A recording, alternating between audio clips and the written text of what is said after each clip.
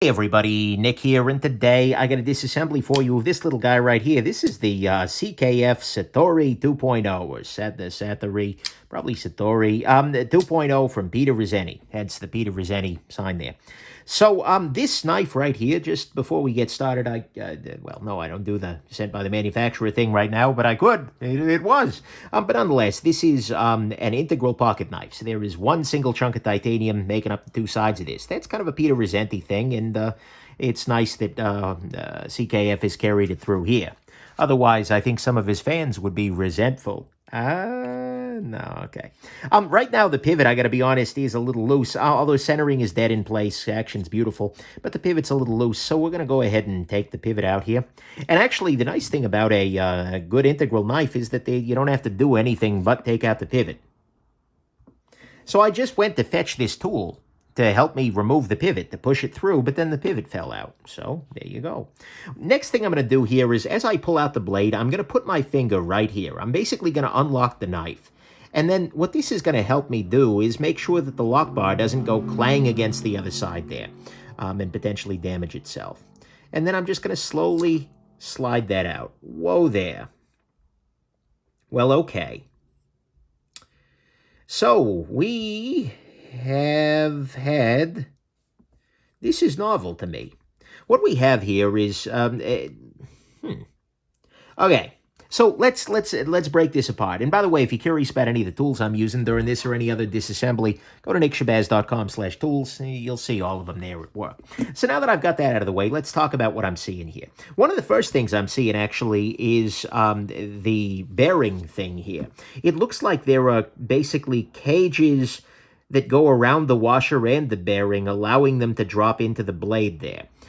This is likely to allow them to use a washer against the titanium, which is actually not a bad thing, right? I mean, I'm a little bit, I don't really see the need to use washers with titanium and bearings. I've had a bunch of knives without it, and, you know, unless you really oh my God, crank the pivot down or something, you're not going to have problems from it, but it's still, you know, it can't hurt. It's a nice thing to see. So that's kind of weird to me. But the other thing I'm seeing here is just, it's nicely put together here. You have a completely flat surface on the inside there that I just cleaned off with this Q-tip. Got some good gunk out of there. Next thing I'm going to do here is go ahead and put a bit of rubbing alcohol onto this little cloth here. Clean off each bearing nicely.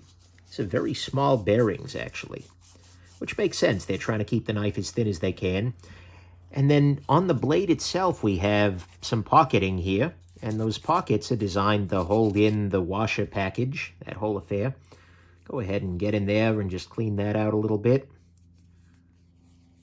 Interesting. I'm wondering whether this is going to be a pain in my neck to put back together. I sort of don't think it will, but we'll see, right? We will see. Interesting. Could that be serving like a pivot bushing? I don't think so. What I mean by that is, could this be maintaining the space? No, it just sits inside the blade. Okay. Yeah, so then in reality, this is just like a reassembly tool. It allows us to stack this whole thing up with those washers in there. Okay, I got it now. And so it'll make a lot more sense why that's a thing if they want these washers to be in place otherwise. So actually, I gotta say, that's new. I've disassembled a lot of knives. I really have. And I've disassembled a lot of integrals, and I've not seen this approach. Very often, if they're doing washers, what they'll do is they'll have the pivot. Basically, the pivot itself will cover up those washers. So you end up with a very large pivot. See, for instance, this Rayot Jack 2 is a good example of that. Or the Elijah Isham... oh, what the heck is it? BRS Evolve Eon. Actually, hold on. I've got that guy nearby, I believe. Do I? I think I've got him nearby. No, I don't have him nearby. Do I have any other integrals that would do this? I really don't. It's a shame. Well, look, you sure you got me a Eon? No, he's in the charity. Okay, nonetheless. What we got here is similar to what you would see on the Eon and otherwise. So there you go. All right, we are... did I clean the pivot? Maybe. Maybe not. I don't know.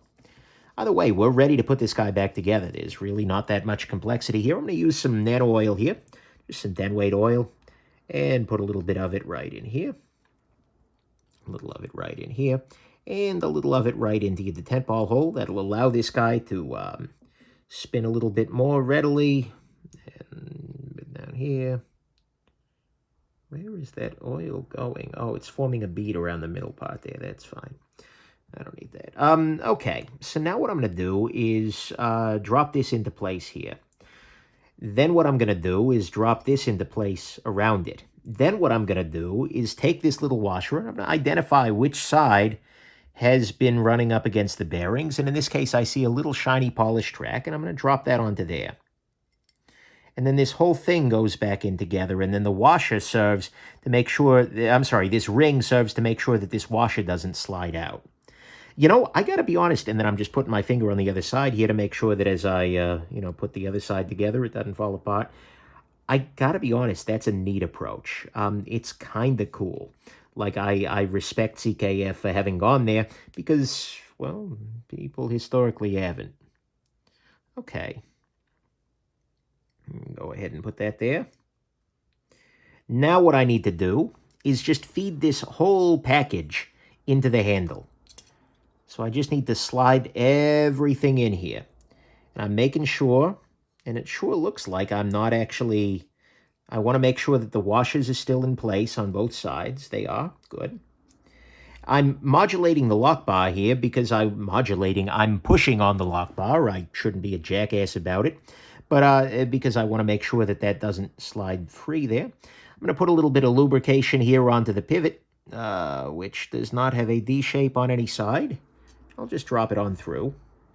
In order to get the pivot seated, I'm going to need to move the lock bar here, which will allow me to put the blade into the proper position for the pivot to go in. There we go. The pivot is now through. Now the last step is to button the whole thing up by putting the pivot back into position using my little T8 driver. That's a cool approach. I like that. I really do.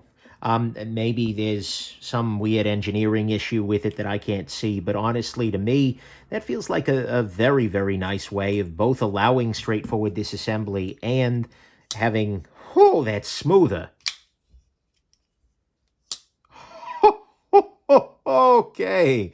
But of allowing no play at all. Holy crap. That's nice. That's real nice. Yeah. But that's a nice way to have both the washers in there as well as the integral disassembly with a small pivot and everything like that. Okay, well done. Damn, that's nice. It's weird. Like, I'm actually, like, there's a part of me that's a little bit like, oh, that's nice. Because honestly, you don't see, I don't mean this to be a dig, but you don't see that kind of brand new something. You know, when you're in my position in the knife world, you don't see something brand new every day. And that's brand new, and it's done well. So there you go. Hope this was interesting to you. Have yourselves an absolutely wonderful rest of your day. Bye now.